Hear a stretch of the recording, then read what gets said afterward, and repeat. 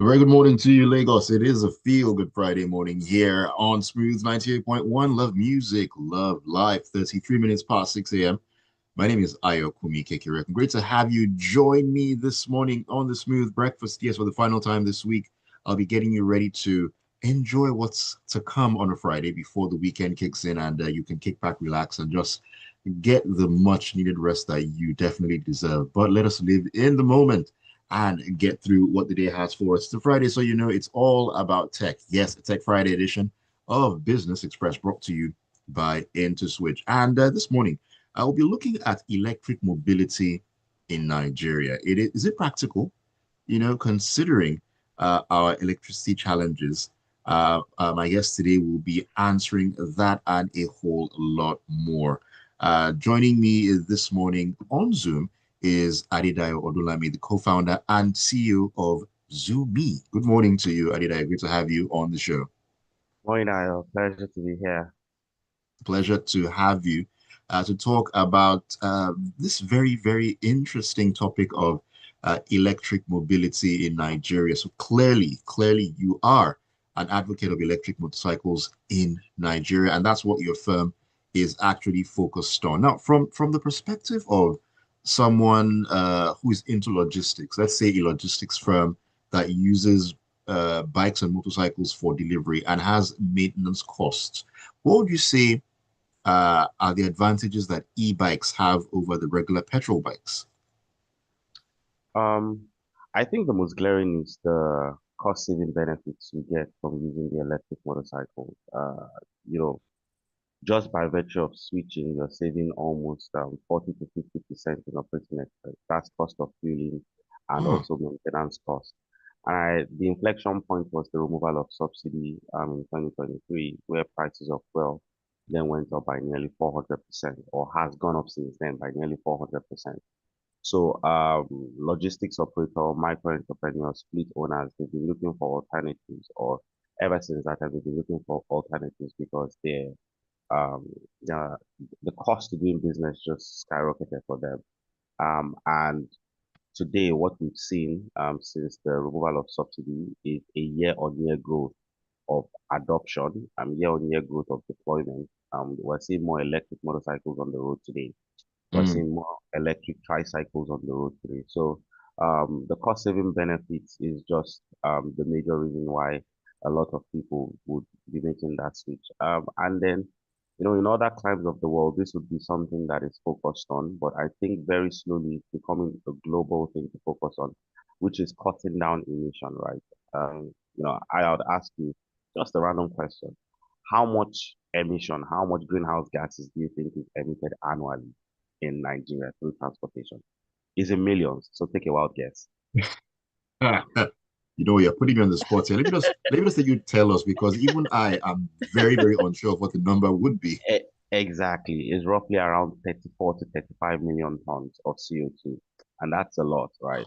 So switching to this electric um motorcycles, electric tricycles, electric cars helps us reduce those numbers drastically. So it's the cost saving benefit and also the cut of emission that I think would be the reason why people are then looking to make this transition. Oh, okay, that is interesting. I mean, talking about emissions, I would say that a healthy number of firms right here in Nigeria, they're actually more concerned with surviving than the actual environment. I mean, we see that every single day with the way people actually treat the Mhm. environment. But what would you say is the environmental impact of e-bikes compared to petrol bikes? Looking at uh, the the the emission size you just mentioned, about 36 million tons, which is quite a lot. I mean, looking at e-bikes, what would be the difference between emissions for both of them? Okay, yeah. So I think those numbers speaks for itself. By using for example, let's use the more common vehicle, which is the motorcycle. By using a Right. petrol motorcycle annually, you save nearly 1 ton, of CO2 or greenhouse gas as you would have it, as compared to if you were, using a vehicle that has tailpipe and then you're emitting um, greenhouse gas into the atmosphere. So just that switch alone on the motorcycle annually, you're saving 1 ton of CO2.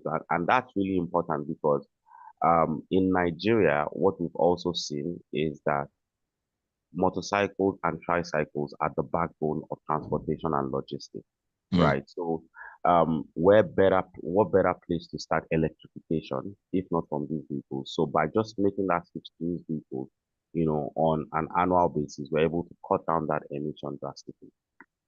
right. Good stuff. I mean, that is an interesting way to actually look at things. Now, another interesting thing that we need to look at is one of the biggest elephants in the room when it comes to electric mobility, and that is the issue of electricity supply. I mean, you knew that is where I was going to. I mean, how can a user of an electric motorcycle in Nigeria hope to keep it charged so that they don't end up being stranded somewhere on the road?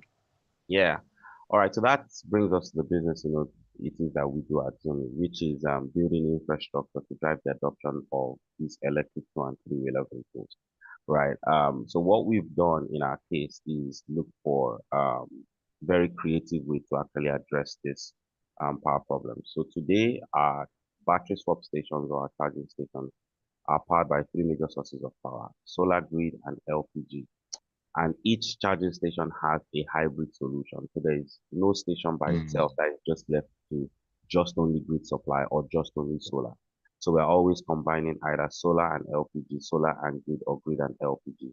And in doing that, what we've seen is that we're able to improve our uptime in terms of power to the station by almost 95 to 98%, which oh wow. covers, yeah. So that improvement in power supply to the station covers the working hours to which we have people coming to charge or swap their battery. So yes, there's an underlying problem of power in Nigeria, but what we've then done is look at creative ways.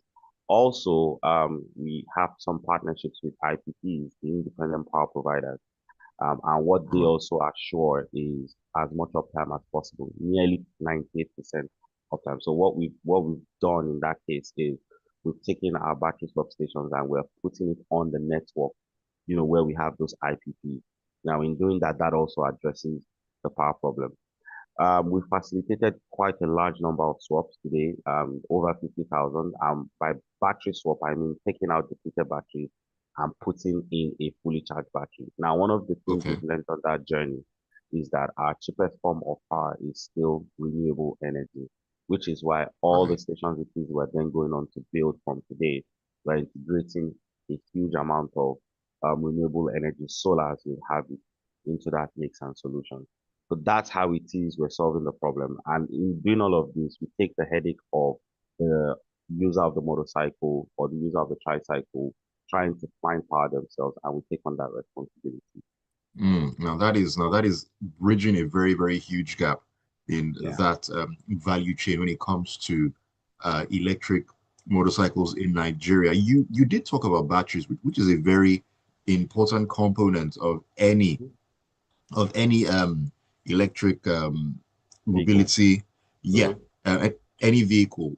And I think one of the biggest issues people tend to have, even with their solar stations at home and so on and so forth, or their inverter stations at home, is the Hmm. batteries. It seems like battery maintenance is something that a lot of people tend to overlook or ignore. I mean, what needs to be done to keep the batteries of these motorcycles in good shape?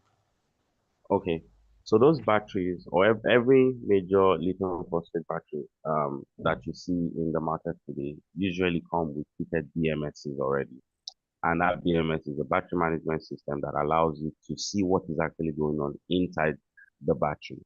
Um, to make sure that those batteries are properly maintained from time to time, periodically, maybe twice a year, you're having a battery health check.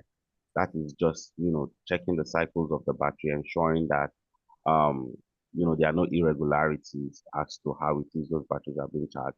Then there's also, making sure that every time it is a battery is swapped, right? The swap attendants are doing a battery check, and this is Okay. aided by technology, right? So we have apps that we're also using to track those batteries. We're seeing the temperatures of the batteries, ensuring that the batteries are properly being the temperatures of the batteries are not overheating, the cells are balancing properly and all of that stuff. And then I think lastly is just, you know, sensitizing the drivers, the users of this product to Mm, ensure that they understand how to use the batteries, they understand how what the do's and don'ts of using of the things they're supposed to do on the batteries and things they're not supposed to do on the battery. So in all of that, right, we come up with just very straight to the point standards to ensure that right. we're checking those batteries and we're making sure that nothing goes wrong. And you also need to remember, right, the battery is the single most expensive component of the electric vehicle. Mm, So it's important that you know adequate attention is paid to it. And that's also one of our own value proposition, in the businesses that we run today. all right. I mean, I mean, thank you for mentioning that the battery is the single most expensive component Hmm. within the vehicle itself. I'm talking about expense. You can't talk about electric mobility without talking about money. Hmm. Yes, that is definitely on the table. I mean, can we hope to actually have an efficient financing structure Hmm. that is supported by banks for the purchase of these bikes? Because I mean, it's not as if they're 5 naira, they can just go and pick one up, on a whim Hmm. like that. I mean, Hmm. there has to be some financing, right? Yes. So that's the only way to unlock, the potential that this market has. So for context, the two and three wheeler market represents nearly $4 to $5 billion of market in Nigeria, right? And that's the largest market of two and three wheeler vehicles on the continent Okay. today.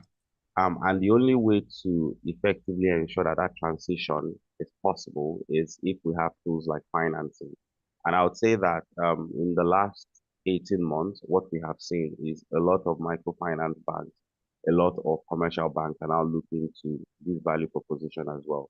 So the only way we're going to be able to drive the adoption it is that we want is to, set up schemes that allow drivers to ride to own, lease to own through some form of financing. And what we've Okay. even done to make this, safe and sort of de-risk the investment for the financiers and the banks is, being able to tie that financing also to the battery swap stations and charging stations. In a case where if the drivers are not fulfilling the obligations of making their daily contributions or daily payments, we're not able to carry out swaps for them. So that way, vehicles cannot be used and vehicles are easily taken back from drivers if need be. So, yes, financing is very important, and I agree that that's the only way we're going to, begin to see hundreds of thousands of these vehicles on our road in the coming years. Hmm. Very interesting perspective there. Okay. Very, very quickly because time has absolutely zoomed by this morning. Looking at looking at where we are right now in terms of the number of these e-bikes being adopted by logistics firms, do you think that those numbers will grow over time? Yes, 100%. So when we started this journey in 2022, we had what, less than 100 vehicles on the road. Today we have north of 5,000 of those vehicles across the country, and Wow. the largest chunk of deployment annually is what we've seen in the last 12 months. As we continue to build charging stations, battery swap stations, which needs to precede these vehicles, we are going to see more vehicles being rolled out. There's news that by 2040, the Nigerian Energy Transition Office has said that nearly 60% of the two-wheelers on the road, would be electric. So Hmm. we expect the numbers to continue to grow, provided the policies are right, the charging stations and battery substations are there, and that adoption is something that everybody needs to embrace because globally it's what is already happening. Hmm. On a global scale, it is happening. It's just a matter of time before that Yeah. wind blows fully on this side of the world. All right, let me take a message here from Cisco Delgado on WhatsApp. He says, Ayo, the Life Q4 BESS, that's battery energy storage systems technology, is the heart of any EV or solar Yep. power system. And it's one of the most expensive components in the system. Huh, Mhm. interesting. From Mhm. one tech pro to another. And then he says that electric mobile systems will definitely grow over time. Well, I mean, we're beginning to see the adoption. Looking at the numbers that Adedayo has mentioned in terms of um, usage right now, that definitely is on the up and up. Thank you, Cisco, for the message. And a very, very big thank you to my guest this morning, Adedayo Odunlami. He's the co-founder and the CEO of ZOOMe. We've been having a very interesting conversation on the case for electric mobility in Nigeria. It's been a pleasure having you on the show, Adedayo. Awesome. Thank you so much. A great job you guys are doing. Thank you so very much. Do get yourself some rest and enjoy the rest of your Friday. Cheers. All right, then, Lagos, thank you so much for being a part of the show and keeping it tuned to Smooth 98.1, the Smooth Breakfast, of course. It kicks on a feel good Friday. There's more great music to come. My name is Ayokunmi Kekireako. Stay with us.